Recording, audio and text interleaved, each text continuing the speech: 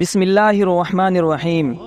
دجال کون ہے، کہاں ہے، کیسا دکھتا ہے اور وہ کب نکلے گا؟ دوستو، دجال کا قید سے نکلنا بھی قیامت سے پہلے کی 10 بڑی نشانیوں میں سے ایک ہے۔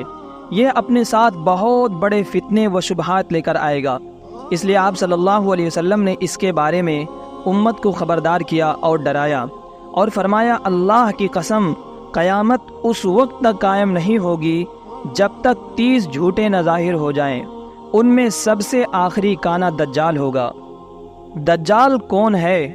دجال اولاد آدم میں سے ایک شخص ہوگا جسے اللہ کچھ ایسی طاقتیں عطا کرے گا جو اس کے سوا کسی انسان کو حاصل نہ ہوئی۔ اسے ملی یہ طاقتیں لوگوں کی آزمائش کے لیے ہوں گی۔ وہ یہ دعویٰ بھی کرے گا کہ وہی رب العالمین ہے۔ اس کی بائیں آنکھ مٹی ہوئی ہوگی، یعنی وہ کانا ہوگا۔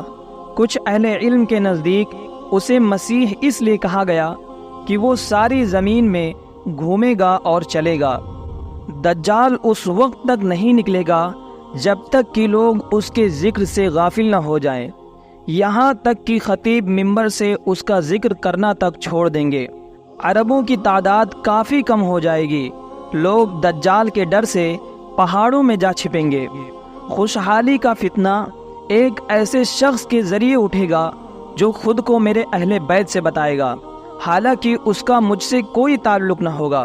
پھر لوگ ایک ایسے شخص کو اپنا حاکم بنا لیں گے جو اس لائق بالکل نہ ہوگا۔ اس کے بعد فتنوں کا دور شروع ہو جائے گا۔ آدمی صبح کو مومن ہوگا اور شام کو کافر ہو جائے گا۔ ایسے میں جلدی ہی دجال ظاہر ہو جائے گا۔ خروج دجال کے وقت مدینہ بہترین زمین ہوگی۔ اس کے ہر سوراخ پر فرشتہ تعینات ہوگا جو دجال کو مدینہ میں داخل ہونے سے روکے گا۔ ایسے وقت مدینہ میں 3 زلزلے آئیں گے اور کوئی منافق، خواہ مرد ہو یا عورت، ایسا نہ ہوگا جو مدینہ سے نکل کر دجال سے جانا ملے۔ ان میں سے زیادہ تر عورتیں ہوں گی۔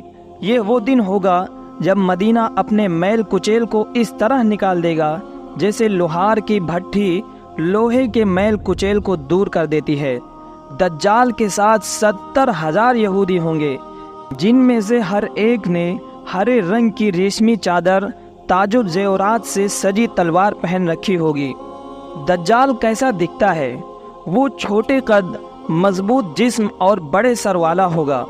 اس کی دونوں آنکھیں عیبدار ہوں گی۔ دائیں آنکھ انگور کی طرح پھولی ہوئی ہوگی اور بائیں آنکھ پر چمڑا آیا ہوا ہوگا۔ بال گھنے و گھنگرالے ہوں گے، سفید رنگت والا ہوگا اور اس کی دونوں آنکھوں کے بیچ کافر لکھا ہوگا۔ زمین پر دجال کی رفتار، اس کی رفتار اس بارش کی طرح ہوگی جس کے پیچھے ہوا ہو۔ مطلب یہ کہ وہ بہت تیزی سے زمین کے ہر حصے میں پہنچ جائے گا۔ وہ زمین میں 40 روز تک پھرے گا۔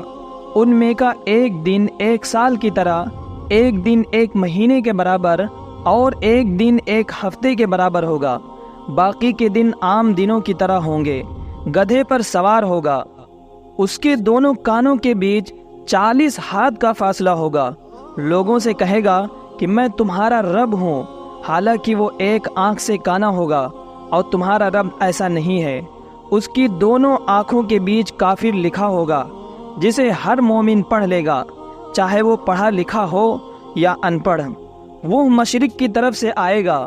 اس کا ارادہ مدینہ میں داخل ہونے کا ہوگا، مگر احد پہاڑ کے پیچھے فرشتے اسے روک کر اس کا رخ شام یعنی سیریا کی طرف پھیر دیں گے۔ دجال کے فتنے۔ نمبر 1، اس کے ساتھ جنت و جہنم ہوگی۔ اس کی آگ اصل میں جنت ہوگی اور اس کی جنت حقیقت میں جہنم ہوگی۔ نمبر 2، اس کے ساتھ پانی اور آگ ہوگا۔ اس کا آگ اصل میں ٹھنڈا پانی ہوگا اور اس کا پانی حقیقت میں آگ ہوگا۔ تم میں سے جو کوئی دجال کو پائے تو اسے چاہیے کہ اس کی آگ میں کود جائے، کیونکہ وہ ٹھنڈا یعنی میٹھا پانی ہوگا۔ نمبر 3، وہ ایک قوم کے پاس آئے گا تو وہ قوم اس پر ایمان لے آئے گی۔ وہ آسمان کو حکم دے گا تو وہ بارش برسانا شروع کر دے گا۔ زمین کو حکم دے گا تو وہ پیداوار دینا شروع کر دے گی۔ भेड़ बकरियां जब चर कर लौटेंगी तो उनके थन दूध से लबरेज होंगे। फिर जब वो एक दूसरी कौम के पास जाएगा तो वो उस पर ईमान नहीं लाएगी। सुबह जब वो कौम अपने खेतों को देखेगी तो फसलें बर्बाद हो चुकी होंगी और ज़मीन बंजर। वो उस बंजर ज़मीन को हुक्म देगा तो ज़मीन से खजाने निकलकर शहद की मक्खियों की तरह होकर उसके पीछे पीछे चलेंगे।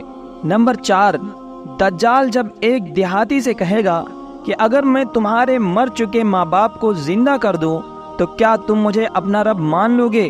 वो हामी भर लेगा तो 2 शैतान उसके माँ बाप की शक्ल में उसके सामने आ जाएंगे और कहेंगे कि बेटा इसका कहा मानो, यही तुम्हारा रब है। वो एक जवान को तलवार मारकर उसके 2 टुकड़े कर देगा, फिर कहेगा कि मैं इसे जिंदा कर दूंगा, मगर ये मुझे अपना रब नहीं मानेगा। वो मुर्दा उसके कहने पर उठ खड़ा होगा। यह जवान से पूछेगा कि मेरा रब कौन है?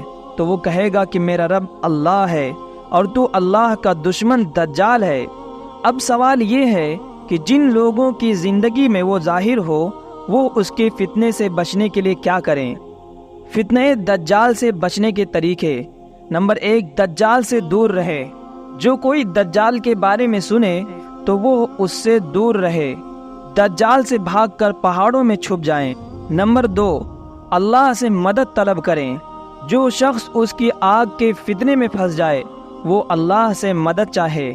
नंबर 3, अल्लाह के अस्मा व सिफ़ात का इल्म हासिल करे। नंबर 4, सूरह कहफ के शुरू की 10 आयतों की तिलावत करे। जो कोई सूरह कहफ की इब्तिदाई 10 आयत याद कर लेगा वो दज्जाल के फितने से महफूज रहेगा। नंबर 5, हरमैन शरीफैन में से किसी एक में पनाह ले, इसलिए कि दज्जाल मक्का व मदीना में दाखिल नहीं हो सकेगा।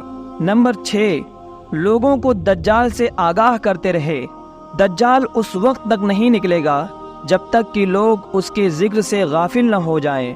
नंबर 7, इल्म दीन हासिल करें।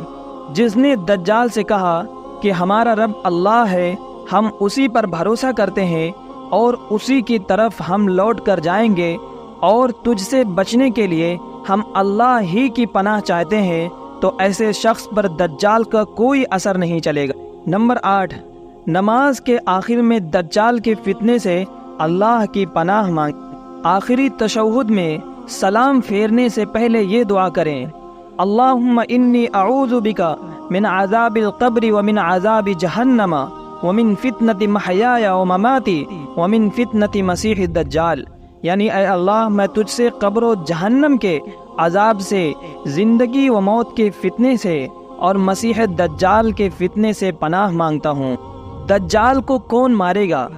दज्जाल जब ईसा अलैहिस्सलाम को देखेगा तो इस तरह पिघलने लगेगा जैसे पानी में नमक। वो भागेगा मगर ईसा अलैहिस्सलाम उसे बाब लुद के करीब जो फ़लस्तीन में है जा पकड़ेंगे और नेज़ा मार कर उसे मौत के घाट उतार देंगे। फिर ईसा अलैहिस्सलाम दज्जाल का नेजे पर लगा हुआ खून लोगों को दिखाएंगे।